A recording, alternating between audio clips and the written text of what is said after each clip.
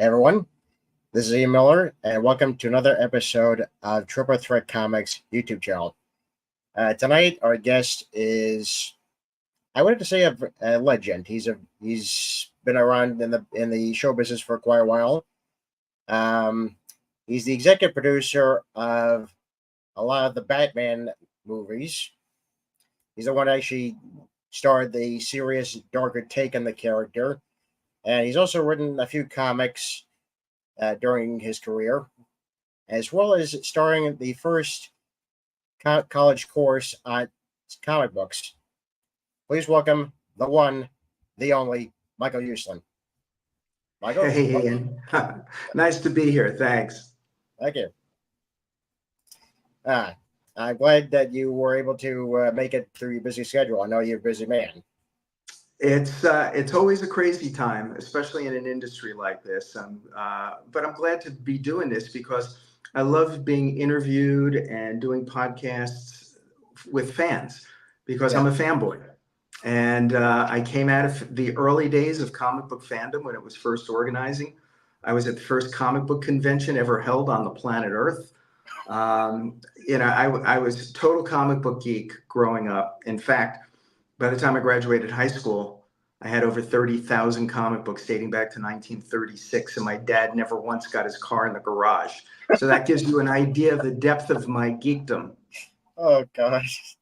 But my collection could rival that collection, but I don't want to examine that. So here's my first question for you.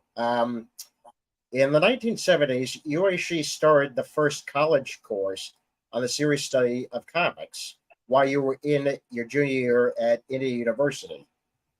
I have to ask, why did you decide to make comics the subject of that course, and what was the dean of College of Arts and Sciences' first reaction when he proposed this course? Well, this is one of these amazing stories. And I got to give you a little background, Ian, so you understand where I'm coming from. I was a blue-collar kid from New Jersey. I did not come from money. My dad was a stonemason. My mom was a bookkeeper. I had learned from my dad, from watching my dad, that it's really important in life to love what you do. My father worked hard 6 days a week, but he loved what he did. He made beautiful fireplaces in homes out of brick and stone and marble, and woke up every morning before dawn with a smile on his face, couldn't wait to get to work. That's what I wanted out of life. That's really what I wanted. So I had to find my bricks and stones. So for me, it was always comic books and superheroes, Batman in particular, but all superheroes. And I was always looking for an opportunity. How can I possibly turn this into my work? How do I get in front of Marvel and DC? What do you do? How do you get up off a couch and be proactive and try to make your dreams come true? So I'm at Indiana University in Bloomington, Indiana, my junior year. It's the early 1970s. And the College of Arts and Sciences, I see, is offering an experimental curriculum department. If you have an idea for a college course that had never been taught before and had the backing of a department on campus, you had the right, even as an undergrad, to appear before the dean and pitch your idea for a course. And if the dean approved it, you could teach it on campus for up to 3 hours of credit. And I saw this as a way to get my toes in the open crack of a little door in the world of comics. So I said, wow, there's never been a college course on comic books before. And I went to the folklore department and I spoke to my professor there. And I said, comic book superheroes are contemporary mythology. The ancient gods of Greece, Rome, Egypt, they all still exist, except today they wear spandex and capes. He said, what are you talking about? I said, well, case in point. The Greeks called him Hermes. The Romans called him Mercury. I call him the Flash. The Greeks called him Poseidon. The Romans called him Neptune. I call him Aquaman. And with that, the dawning. He says, you're absolutely right. It doesn't matter if we call them King Arthur and the Knights of the Round Table, or the Avengers, or the Justice League. These are still the same stories of brave heroes battling the demons and dragons of their days. I will back you. So armed with that, wearing a Spider-Man t-shirt, my hair down to my shoulders, and a bunch of comic books under my arm, I went in to pitch to the dean. And the guy took one look at me walking into the room and said, "So you're the fellow who wants to teach a course on funny books at my university?" And I knew I was in deep trouble. So I'm pitching for the first time. He lets me speak for no more than 2 minutes, cuts me off. He said, "Mr. Uslan, come on, stop. I read comic books when I was a little boy. I read every issue of Superman I could find. But all comic books are cheap entertainment for little children, nothing more, nothing less, and I reject your theory." So, Ian, this became a life-changing moment for me. Mm. Because I could either pick my funny books up and turn around with my head bowed and walk out of the room, or I could think, well, wait a minute, I have nothing left to lose here. Let me stand my ground. So I stood there. I said, "Dean, may I just ask you 2 questions?" He said, "Ask me anything you'd like." I said, "Dean, are you familiar with the story of Moses?" He goes, "Yeah, so?" I said, "So, Dean, very, very, very briefly, could you just summarize the story of Moses for me?" He said, "Mr. Uslan, I don't know what game you're playing here. I'll do this with you." The Hebrew people were being persecuted. The firstborn were being slain. Hebrew couple placed their infant son in a little wicker basket, send him down the river Nile. There he's discovered by an Egyptian family who raised him as their own son. When he grows up, he becomes a great hero to his people. I said, "Stop. That was great." I said, "Dean, you said you read Superman comics when you were a kid. By any chance, do you remember the origin of Superman?" He said, "Sure." He said, "The planet Krypton was about to blow up. A scientist and his wife placed their infant son in a little rocket ship, sent him to the planet Earth. There he's discovered by the Kents, who raised him as their own son.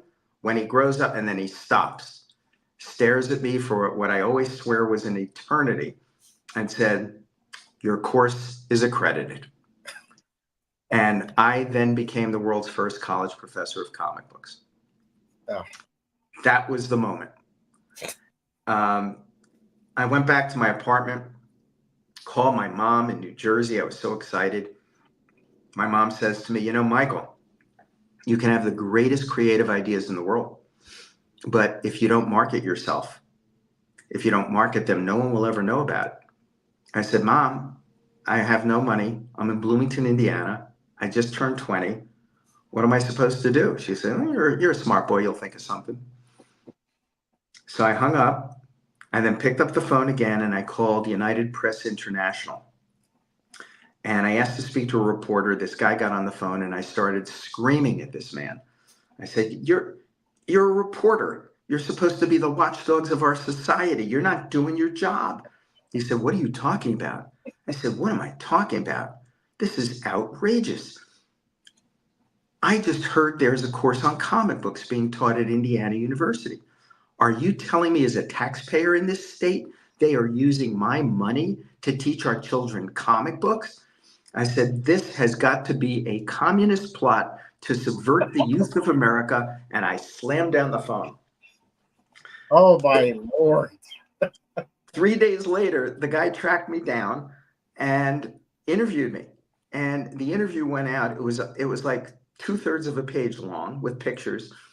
And it got picked up by virtually every newspaper in North America. My phone never stopped ringing. I was invited on radio talk shows, TV talk shows. I never taught one individual class where the room wasn't filled with television cameras and reporters. I made Ripley's Believe It or Not, which made my mother so proud. But yeah, it was amazing. And then a couple of weeks later, my phone rings. And it's this exuberant male voice, and he says, "Hi, is this Mike Uslan?" I go, "Yeah." He goes, "Hiya, Mike. This is Stan Lee from Marvel Comics in New York City." Oh. Game changer, game changer. That was the moment Stan changed from being my idol to my mentor. eventually becoming my friend, my creative associate. And ultimately, my son and I were two of the producers of his memorial at Grauman's Chinese Theater in Hollywood. Not long after that, the phone rang again, and it was Saul Harrison, vice president of DC Comics in New York. Oh, He said to me, Mr. Uslan, we're watching you on TV. We are listening to you on the radio. We're reading about you in newspapers. You are a very innovative young man, and what you're doing is great for the whole comic book industry. We'd like to fly you to New York City and discuss ways we might be able to work together. So, Ian, it's comic book geek dream come true. They fly me to New York. They offer me a job. I'll work there during the summers, and they'll put me on retainer while I'm back at college. And it was amazing. So you can see how, without knowing a soul in the industry, without having a dollar, how if you get up off the couch and look for any way to shove your foot in a little opening on the door, you can make your dreams come true. And that's my story. That's what happened to me. that's an incredible story. It's very inspiring, and yeah, I've often encouraged my viewers, especially them wanting to try to get into the business. You have to do the work. You have to do it yourself. You got to promote yourself, and that's a hell of a promotion for yourself, especially calling that reporter and saying, "I can't believe my tax dollars are being spent on this course." So that was a stroke of genius. It was one of those, I got nothing left to lose here. Yeah, What the heck? yeah, But you have to be proactive. That's what makes the difference. And you have to have a high level for frustration. If I told you how many rejection slips I have, how many times I heard the word no and refused to accept it, you just got to keep bouncing back and not let it get you frustrated. So that was the beginning of the path that would get me to Batman movies. yeah. It's funny that you said that you were working for DC during the summers, because my next question is this: because you already answered how that started, but which character did you have the fun most writing for? Oh my goodness, no question that it has been Batman and the Shadow. And Batman, of course, as you know, was more than simply a direct influence on the creation of Batman. Yeah, Bill Finger and Bob Kane actually lifted from the November 1936 Shadow novel, Partners of Peril, the story that would become in the comic books Case of the Chemical Syndicate in Detective Comics number 27. yeah, Some of the artwork was lifted directly out of some of the Shadow illustrations from that novel. So I feel very comfortable writing either character and understanding the interplay between the two of them. I was fortunate, so fortunate. I got to meet Bill Finger twice Oh wow. when I was 13 and 14 years old. And it was Bill Finger who told me how Batman was created. And years later, when I was working in the movie business, I got to meet and spend a lot of time with Walter Gibson, who created The Shadow. Yeah. And how lucky am I? My God, I pumped him for so much information, asked him so many questions. But when I've had an opportunity, comic books, I always felt like either Bill Finger or Walter Gibson were standing looking over my shoulder as I was doing it. Well, yeah, because because these guys in the back of your mind saying these are giants. They came up with these ideas, and you're just taking them and just adding your own flavor to them, but also being respectful of what came before. That's exactly right. And it's very important. And I was lucky enough when I was working at DC back then, Mhm. I was very close to Denny O'Neil. Uh, Denny, one of the most important writers in the history of comics, also an editor. yeah, Um, Denny was at that time the editor of the Shadow comic book. In addition to writing Batman, he was writing the Shadow. yeah, And there was a day, and I think it was during the first week I was working at DC in New York. It's the end of the day, and I hear screaming coming down from the editor's hallway. And I go running down, and I hear Denny. I go, "Are you okay?" He goes, "No, I'm not okay." I go, "What's the matter?" He goes, "They had canceled my Shadow comic book." I said, "Yeah, I know." He goes, "Well, they just got in the latest sales figures, and it spiked. So they just uncanceled it." I go, "Isn't that good news?" He said, "That's bad news." I go, "Why is it bad news?" He said, "Because there's a printing schedule and you can't go off the printing schedule or else they will charge you even if they're not printing the comic books." So I said, "What does that mean?" He says, "That means I have to have a completed Shadow script ready to go tomorrow." I go, "And that's bad?" He goes, "That's bad because I don't have a Shadow script, Michael." He goes, "I don't have a Shadow story. I don't even have an idea for a Shadow story." I said, "Denny, I have an idea for a Shadow story." He said, "You do?" I didn't. But so what, Ian? That door I saw open just a crack. I just shoved my foot in. He goes, "All right, Michael, come in, sit down. What's your idea for a Shadow story?" What You're gonna love it. It's really good. Denny, well, anyway, I had just come back from a trip to Niagara Falls. Mhm. And I said to Denny, "Well, your Shadow stories all take place in the 30s or 40s. Back then, I've learned there were people going over the falls in barrels, and they were walking across Niagara Falls on tightrope. Picture the Shadow battling a bad guy on a tightrope over Niagara Falls with the floodlights in the background." Denny said, "Michael, that's a great visual. That's a great cover. But what's the story about?" I said, "Oh, well, I was just getting to that. The story is about smuggling." And he says, "Well, what are they smuggling?" I said, "Well, they are smuggling drugs." And he said, "Okay, but what's the creative take? There has to be a creative element here." I go, "Well, I've been saving that for last because that's like the best part." Um, they were going over the falls in barrels back then. False bottoms in the barrels. That's where they're hiding the drugs. They're going over the Canadian side, washing up onto the American side. That's how they're getting them through. And Denny says, "Now that's original. I like that." He said, "Michael, could you have a full Shadow comic book story script on my desk by 6 o'clock tomorrow night?" I said, "Not a problem." He said, "Go do it. I'm now a writer for DC Comics." So, Ian, I pulled an all-nighter. I rode on the subway. I rode on the train going back to New Jersey. Um, I was feeding pages to one of the secretaries all day long. And at 6 o'clock that next night, I turned in my first Shadow script. It was Shadow number 9. And Denny loved it. And he said, "From now on, you're gonna write every other issue of the Shadow. You and I are gonna alternate." And that put me on next to do Shadow number 11, which was the first ever in history teaming of the Shadow and the Avenger, the meeting of the Shadow's agents with Justice Incorporated. And that fell to me.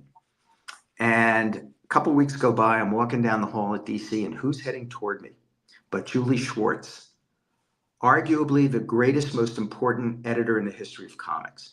Yeah. Folks, this is the man who returned Batman to his dark roots in the 1970s, giving us Denny O'Neil and Neil Adams, and he just did amazing things. He also introduced the Silver Age, Flash, Green Lantern, Hawkman, Atom, and Justice League.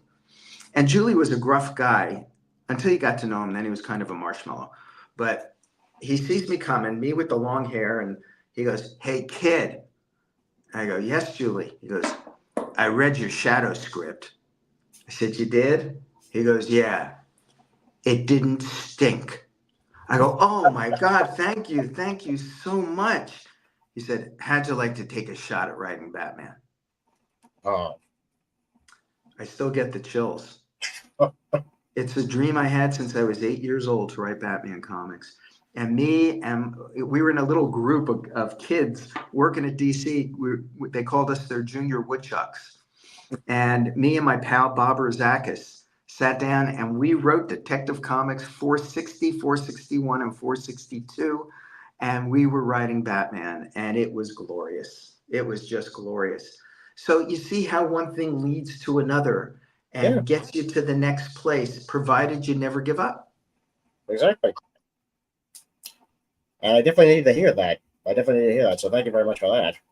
Sure, it's truth. Yeah, it is the truth. Yeah. So obviously, this was a very good arrangement for you, especially having the working on the college course and also working at DC as a writer during the summer. Eventually, you started transitioning into the motion picture industry. Yeah. And eventually became the producer on the Swamp Thing and the Return of the Swamp Thing films. How did that come about? Okay. So once my first Batman comic book came out Mm-hmm. and my dream came true, I panicked. Oh my God, this dream I had since I was 8 has come true. I don't have another dream. I need a new dream. What am I going to do? And I remembered back to a cold night in 1966. I Mm-hmm. was 14 years old. I was a hardcore comic book fan. I was an early member of comic book fandom. I had met Bill Finger twice. I had met Bob Kane. I had met Jerry Robinson. I knew, I heard from Bill Finger how and why Batman was created and what their vision was. And now the night I had been waiting for takes place. The Batman TV series premieres. About 20 minutes in, it hits me. Oh my God, this is a comedy. They're making fun of Batman. Batman is a joke. The whole world is laughing at Batman, and that just killed me. Mm-hmm. At the end of that first episode, I made a vow, like young Bruce Wayne once made a vow, but my parents were safe upstairs in the kitchen. And I said, somehow, someday, I will show the world what the true Batman is. The guy created in 1939 as a creature of the night, stalking deeply disturbed villains. I will find a way to remove from the collective consciousness of the world culture these three words, pow, zap, and wham. And that became the vow. So now I said, okay, it's time for me to turn to that dream. Mm-hmm. So what I did was I decided I needed to be in the movie business. My last year of college, I sent out 372 resumes. Folks, this is before computers. So I had to hand type 372 cover letters. Oh. And I got 2 job offers. One was to go to New York City, Mm-hmm. work in the mailroom of a talent agency. They would start me at $95 a week. I was about to get married after college. Did not think that my wife and I could live on $95 a week in New York City. So the next offer came in from Los Angeles. Move to Los Angeles, Michael, and I'll make you my production assistant on my movies. I go, wow, what is that? What do I do? And they said, well, you'll go for coffee and you'll do a lot of photocopying and I'll start you at $95 a week. Plan B, always have a plan B. Mm-hmm. I went to law school. Yeah. And I felt that if I took every course that had anything to do with entertainment or communications, that I could learn how you produce and how you finance movies and start out as a lawyer involved in legal and business and financial affairs, network like mad, treat it as if it was graduate school for 4 years, and then try to get in the back door of the movie industry on the creative side, on producing and writing. And Plan B worked for me. It actually worked. I got a job as a motion picture production attorney for United Artists when it was a major motion picture studio. Mm-hmm. I networked like mad, and it worked. And as I was coming to the 4-year mark, I went back and I saw Saul Harrison at DC Comics, the man who had mentored me into DC. He was now president. And I said, Saul, I want to buy the rights to Batman. I want to make dark and serious Batman movies and show the world the true Batman. And Saul, who was wonderful, he was very fatherly toward me. He Mm. looked like the poster for Home Alone. It was like, Michael, for God's sake, don't do this. He goes, I don't want to see you lose all your money, kid. He goes, don't you realize since Batman went off the air on television, the brand is dead as a dodo? Mm. Nobody's interested in Batman anymore, Michael. I said, yeah, but Saul, if we do it as dark and serious movies, nobody's ever seen anything like that before. This is going to be like a new form of entertainment. And he shook his head. He said, is there any way I can talk you out of this? I said, no. He said, all right, come on in. And that began a 6-month negotiation, giving me just enough time. I'm a kid in my 20s. Mm. I raised money privately. And on October 3rd, 1979, I bought the rights to Batman, put it in my back pocket, went out to Hollywood because I knew this was going to be a slam dunk. Who wouldn't see the potential here for sequels and animation and toys and games? I get out to Hollywood and I am turned down by every single studio and mini major in the city. Oh. I am not just turned down, I'm told it's the worst idea they've ever heard. I'm told I'm out of my mind, that you can't do serious comic book movies. You don't do dark superheroes. And you can't make a movie out of an old TV series that's never happened before. So, Ian, as a result, from the day I bought the rights to Batman, Mm. so we finally got the first movie released, took me 10 years. Oh. It was a 10-year human endurance contest. Rejection, rejection, rejection, rejection. And let me tell you something, that it tests your mettle as a human being. You got to look deep inside yourself and go, okay, as the years go by, and I don't know how I'm going to pay next week's bills, never mind next month's bills. Yeah, and I'm hanging on by my fingertips. Is the whole world right and I'm just being stubborn? Or do I really truly believe in this? And do I really truly believe in me? And I kept coming up with the latter answer and looking for any way I could survive and keep going and keep putting food on the table for my family, till this could happen. Yeah.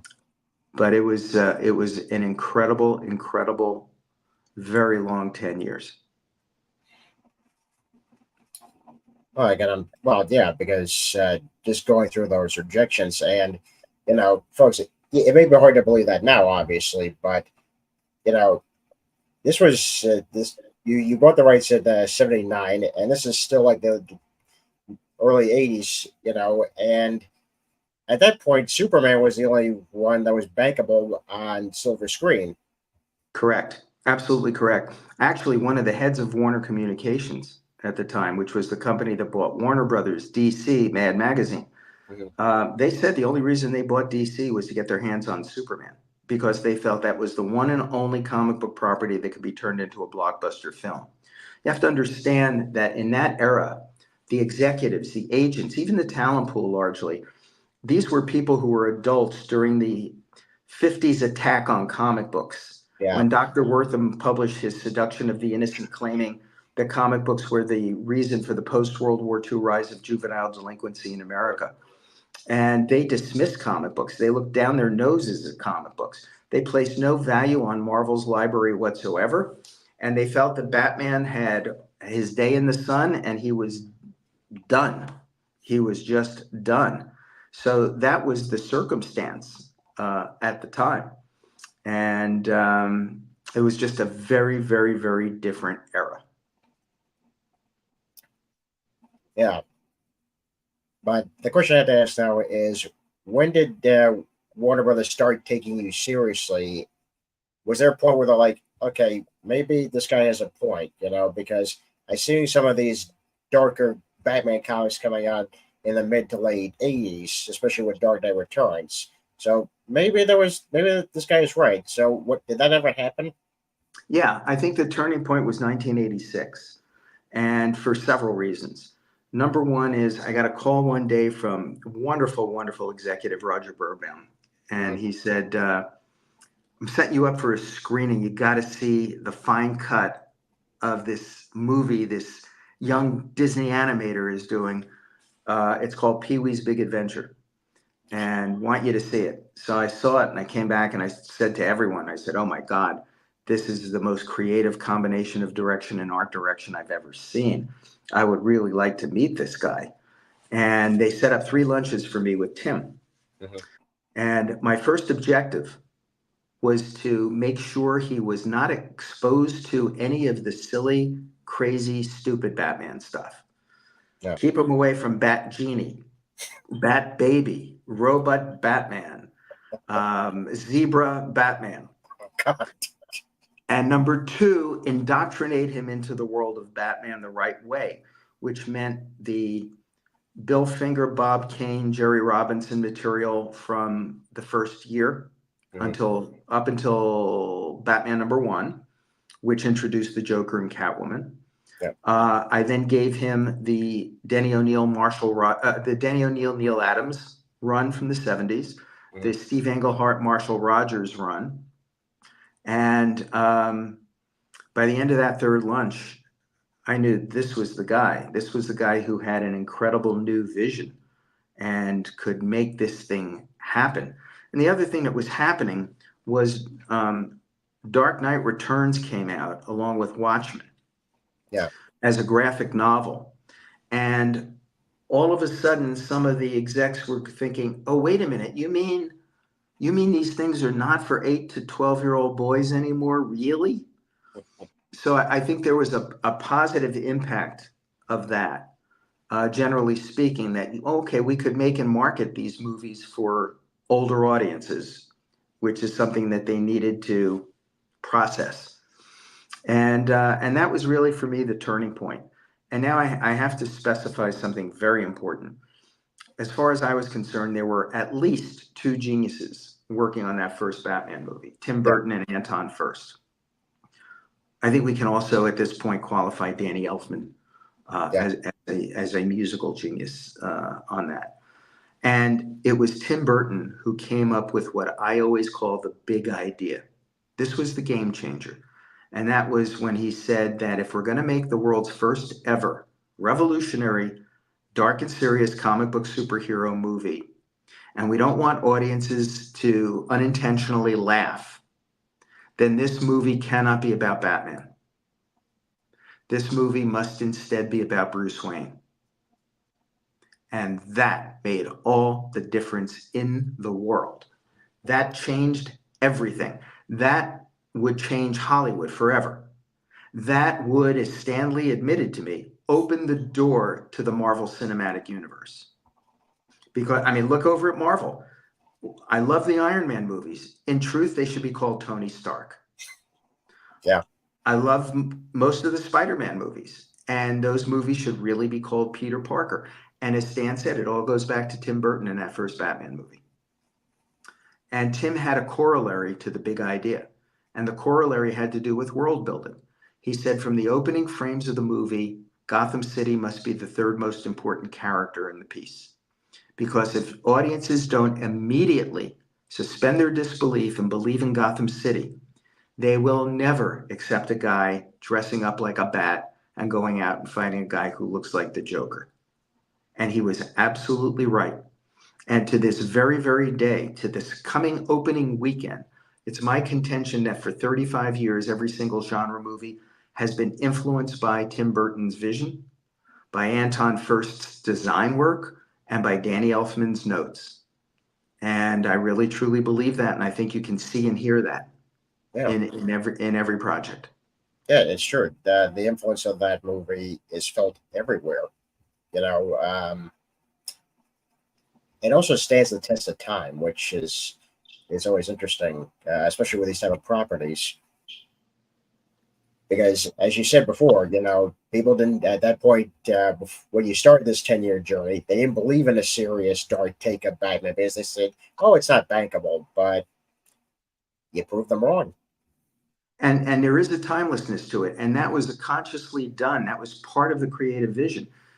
Tim and Anton, working with Bob Ringwood and everybody else, they created not something that 35 years later, we would take one look and say, oh, it was an 80s movie. Mm-hmm. It's timeless Yeah. because they took past, present, and future and pulled it all together. And you see props and you see cars and you see tech that's past, present, and future all put together. You can't put your finger on when and where it is.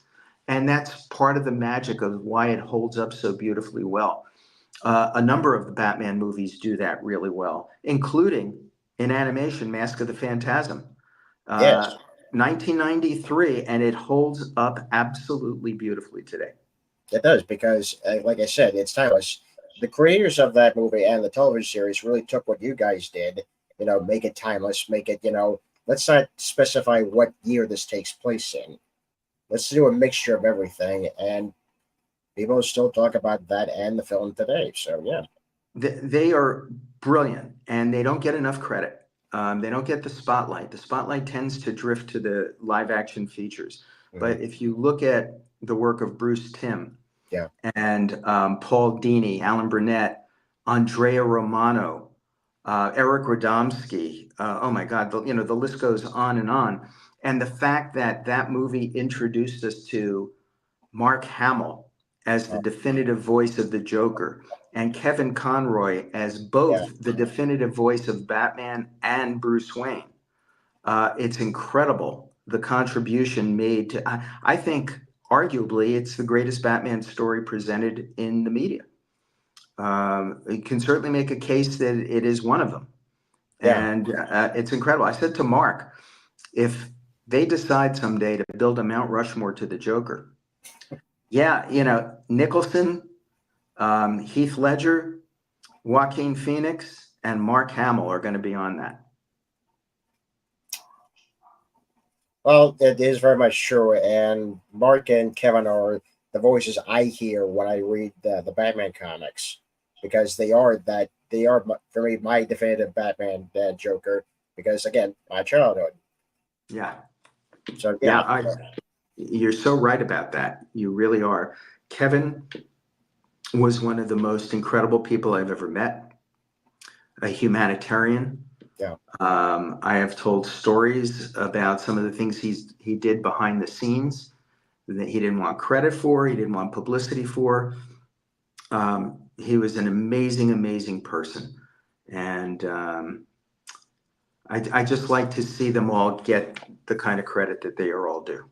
yeah. Which I'm there with you because I met Kevin once at New York Comic Con many years ago, and it was this big line that to the back of the room. He stands up on the chair, takes a picture of the audience, and says the iconic line, "I am vengeance, I am the night, I am Batman." And the fans just, we all just loved it, and because he really loved the fans, he really did. Yes, he did. He absolutely did. Yeah. So I like that I was part of that story. I also got to meet him, so I was like, yeah, I met Batman. Yeah. So this is a question I've been thinking about for about 30 years myself. Okay. What was your initial reaction when Tim wanted to cast Michael Keaton as Batman? I think my body parts all fell off and I melted into the ground. I was apoplectic Mm-hmm. because now let me back the story up. Just a couple of weeks before, as I recall, Mm-hmm. Nicholson was hired, Yeah. which was the high point of my career to that moment. And now let me back up on that story. It was Memorial Weekend, 1980. Mm-hmm. I'm in New York City. I'm getting on a bus to go back to New Jersey, bus. Yeah. And I get the afternoon paper and I open it up to the movie section. And there are two holiday movies opening up: The Empire Strikes Back and a horror film called The Shining. And I turn the page of the paper, and there I see for the first time this picture of Jack Nicholson. And he is so utterly maniacal looking. It's the iconic "Here's Johnny" shot that Yeah. everybody refers to now. I said, oh my God, this is the only actor who can play the Joker. And I tore the page out. And when I got home, I ran to my desk. I took white out and I whited out Jack's face.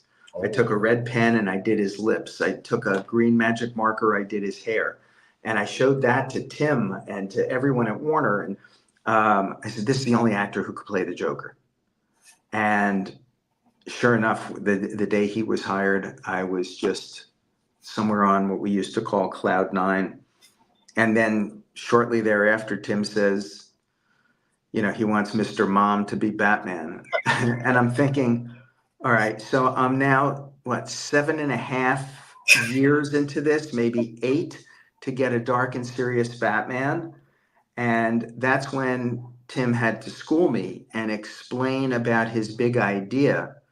And if it is about Bruce Wayne, he did not know how to take what would have been a serious actor circa 1988, Dennis Quaid, Harrison Ford, Kevin Costner, to show them getting into a bat costume without getting the unintentional laughs from the audience.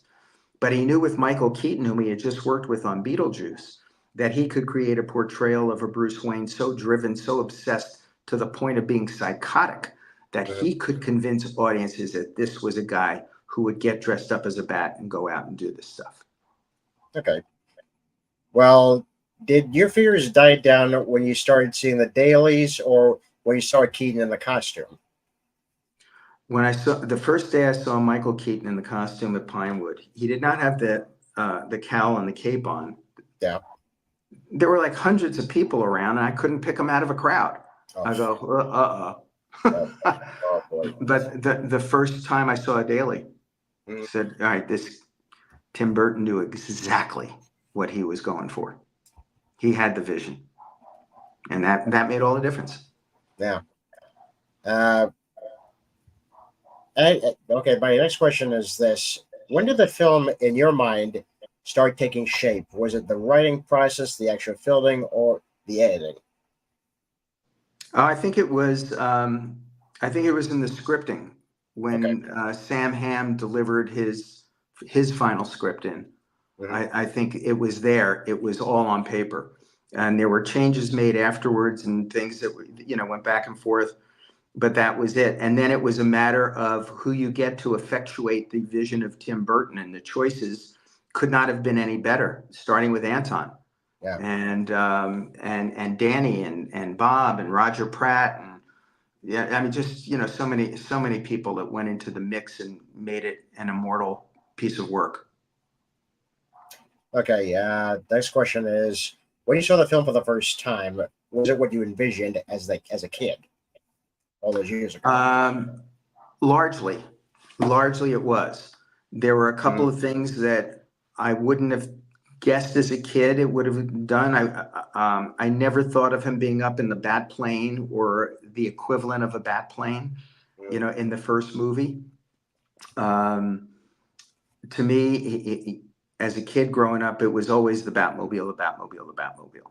Yeah. But Tim found new ways to open the movie up, much to the uh, delight of the licensees, Kenner Toys, etc. So he found new ways to do that, which was great. But outside of something like that, it's everything I ever hoped. I'll tell you something. To this day, I will still, every time I see it, on that night sequence where we see the Batmobile racing through the night for the Uh, first time, heading to the Batcave, I still get the chills every single time I see it. And that was a wow for me. Or the fact of how it's the first time you see the movie when you don't know what you are watching in the opening credits. mhm. You don't know where that camera is taking you and what it is, what kind of journey you're on, and what it's all about until it pulls back. Um, I would love to be able to have that experience all over again without knowing where it was going. That I think was a great experience. I think the ending with the triumphant music and Mhm. panning up the building and Batman on the spire overlooking the bat signal. I still get chills from that. And then you've got these iconic lines that have reached cinema immortality. I'm Batman. Wait till they get a load of me. Where does he get those wonderful toys? You want to get nuts? Let's get nuts. You start there are about as many iconic lines in that as there are in Casablanca, for God's sake. Yeah. Okay, so over the years, you've worked with different directors and you've seen different versions of the character. Do you have a favorite take on Batman and maybe a favorite Batmobile? Well, the '89 Batmobile won my heart. I mean, that was a dream come true for me. That was I, a dream come true. And, Anton was influenced by the Batmobile I grew up with in the comics, yeah. which was intact up until '64. Mm, So that was kind of cool. In terms of the movies, people always ask me, who's your favorite Batman? And I said, you're asking me the wrong question. Because it's really not a question of that. It's a question of who's your favorite Bruce Wayne. Because it's all about Bruce Wayne. And every actor's interpretation. yeah. And I think we could not have been successful had it not been for Tim's choice of Michael Keaton convincing audiences that this could be taken seriously and real, and they could still have fun with it. But that said, I thought Christian Bale nailed a real life Bruce Wayne Mhm. for audiences of every generation. You really felt, I mean, here's another genius at work, Christopher Nolan. You really felt that this could be real. This could be a young man suffering from post-traumatic stress syndrome on this lost horizon journey of self-discovery, and then coming back and deciding to put on the armor and being driven psychologically to do what he's going to do. I mean, that was incredible through the Dark Knight trilogy. Yeah. And then you look at other choices by master filmmakers. Mhm. One decides he wants to do a Batman that would be about Bruce Wayne in his mid 40s, who's had enough of this. He's bitter, he's frustrated, doesn't want to be back into it, and gets dragged back kicking and screaming. And then you have the next master filmmaker that goes, I want to do Bruce Wayne just starting out. Still getting his feet wet, still making mistakes, still trying to figure out who he is, what his mission is or isn't, and that was brilliant. That was absolutely brilliant. The Lego Batman. I mean, here we had a Batman we didn't have to laugh at; we could laugh with, and still have fun and be an effective interpretation in its own right of a Batman. Yeah. So look, Val Kilmer Mhm. was a darkly mysterious Bruce Wayne. Um, to me, that echoed a lot more of the Marshall Rogers version Yeah. of Bruce and Batman. So we've gotten such a great sampling in different ways and at different times in America and different times in the world. Different versions of Batman work more effectively than others. Christopher Nolan's Batman was the Batman for the post 9/11 era. Yeah.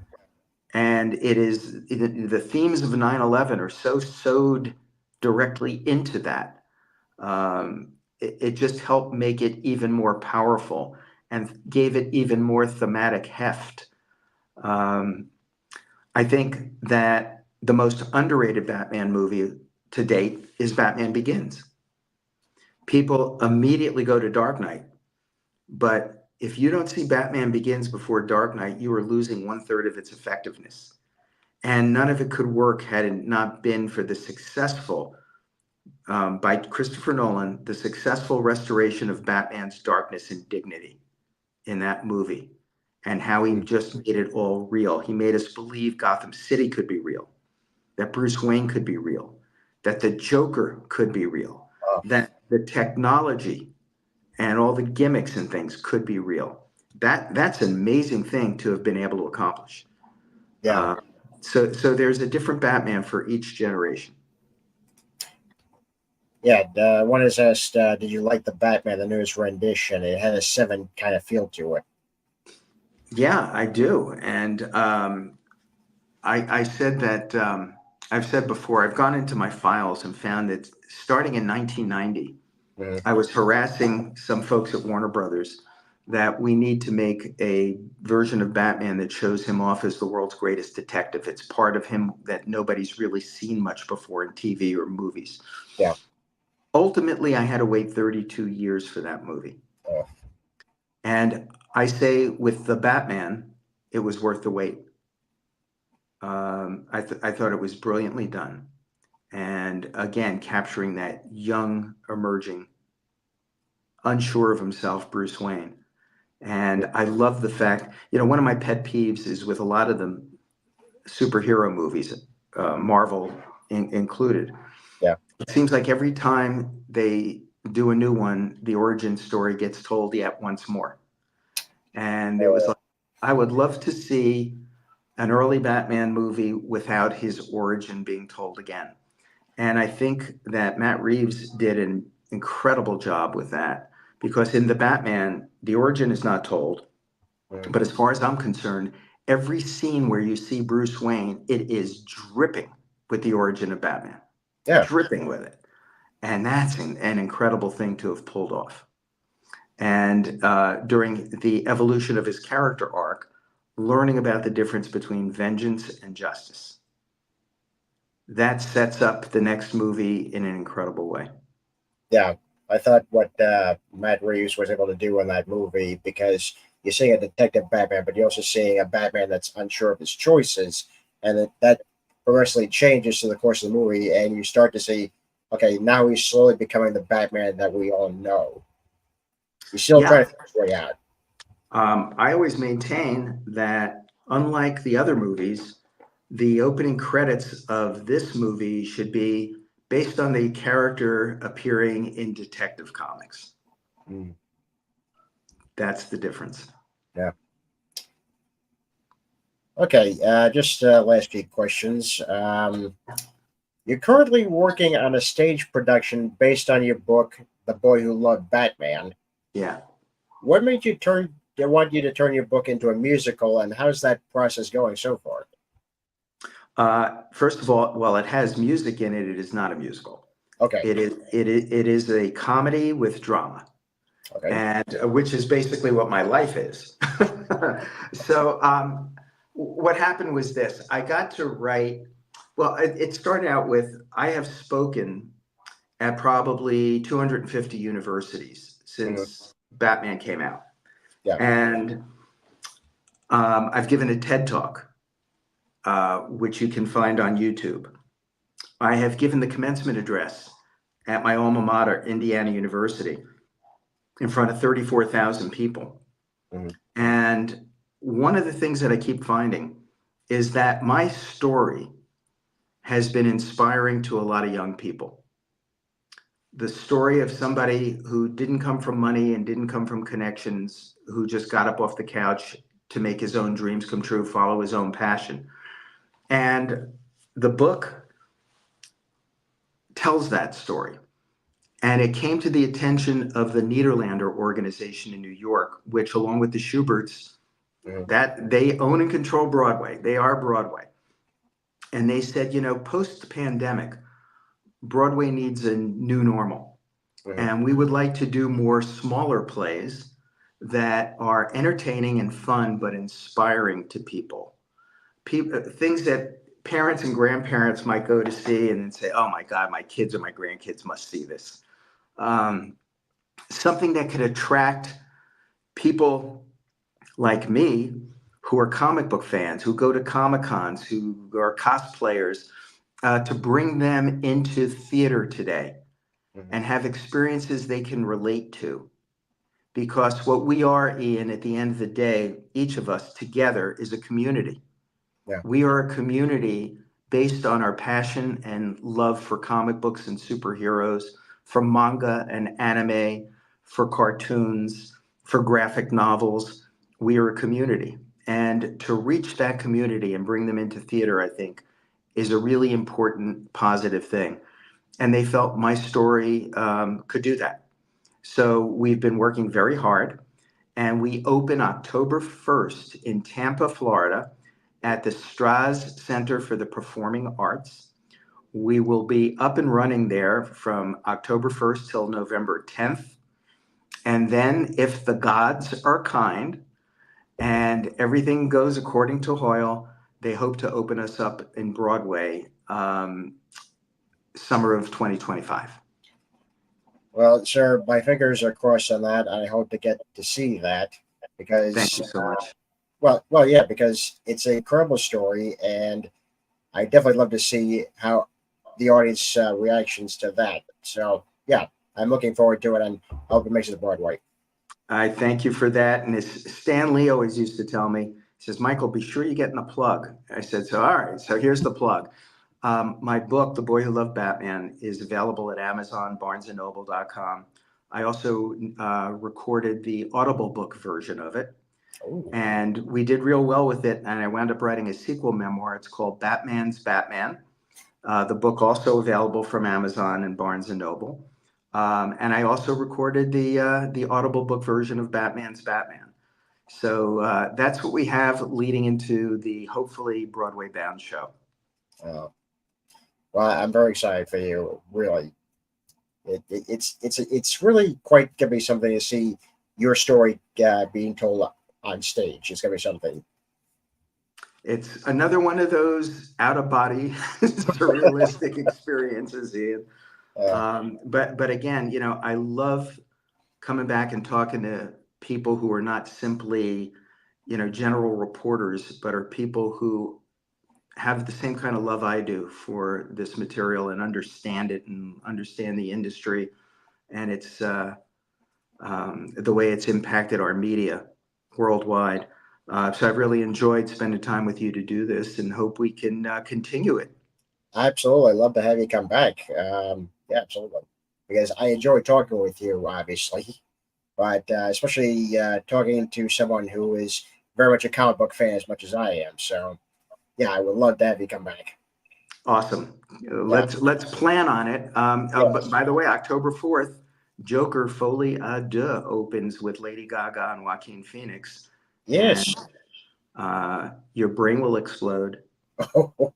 I'm looking forward to it, sir. I'm very looking forward to it. Okay. Thanks, Ian. Yeah. So two last questions, and then that's it. Yeah, These are not my questions; these are fan questions. So just bear sure. with me. Okay. Obviously, you know that there is a movement that wants a darker cut of Batman Forever, the Schumacher cut. I'm sure you were aware of this. Yeah. Yeah, I have to tell you that Joel Schumacher was one of the nicest men I have ever met in my life. Mm, This was a really, really good human being. yeah. Um, Joel unfairly gets so much of the blame that he does not deserve. Joel was brought in a situation and at that time was told that they wanted these movies lighter, brighter, more kiddie friendly and family friendly. Yeah. That the toy companies, et cetera, wanted 3 vehicles and 3 heroes and 3 villains, and each one with 2 costume changes. And my great fear was, oh my God, the tail is wagging the dog here. Yeah. Why not just make great movies with great stories and great character arcs? And if you make great films, you're going to sell toys anyway. Yeah. But that was not the prevailing corporate thinking at the time. Mm, So Joel was brought in to execute that, and which he did. yeah. And I think it's unfair for him to get the kind of criticism that he has gotten as a result. I did not like Batman and Robin. I did not at all like Batman and Robin. Yeah. I thought it was a huge step backwards. But I never blamed Joel for that, ever. No. No. Um, No. so I don't know, to tell you the truth, I don't know what kind of alternate takes, extra footage is out there. I really don't. Mhm. Um, I've heard somebody said they've pieced together something. I have not seen that. Yeah. Um, So, that's the kind of decision making that can only be left to the corporate folks. Yeah, that's what I figured because yeah, there's always a nice idea, that something an alternate cut could exist, but it's up to obviously the powers that be. So, but I Yeah. figured, yeah. Last question is this: now that Keaton had returned as Batman in the Flash, do you think it's possible at some point there could be an Elseworlds movie where he does one last solo film? Well, Ian, I've learned from experience. If I was to say, yeah, wouldn't that be great? Yeah, The next thing you'd know is 43 different, people on the internet would be, oh, Batman producer says this is the next movie coming. I figured. Yeah, So I'm not going to go there. good, Um, good. but all I can tell you is, like you, I'm a fanboy, and you can imagine the things I would like to see. Yeah. And I'm sure they're not so different from what all the other fans would like to see eventually. But I can't comment on it. That's fair. That is more than fair. Well, Michael, thank you for coming on. It's been an honor to meeting you, first of all, Thank and you. having this discussion with you. So thank you for coming on. My pleasure. And let's do it again. Maybe October when the play's up and running and Joker 2 is out. Yes, let's do that. Let's do that. We'll definitely plan something. Sounds great. Yeah, Thanks, pal. of course. Before we go, folks, I just want to remind you again that my work is actually on teampublic.com. I have a lot of new shirts coming out, new designs. I'm working on a Father's Day one right now, so you might want to pick something up for fathers. Yeah, just for Father's sake, Then, of course, my comic, Codename Hunter, is available on indieplaid.com. All 3 issues are on there, so check that out. And yeah, I think that's got to be it for us tonight. Once again, I'm Ian Miller, and this has been Structural Threat Comics YouTube channel. Have a good night, folks.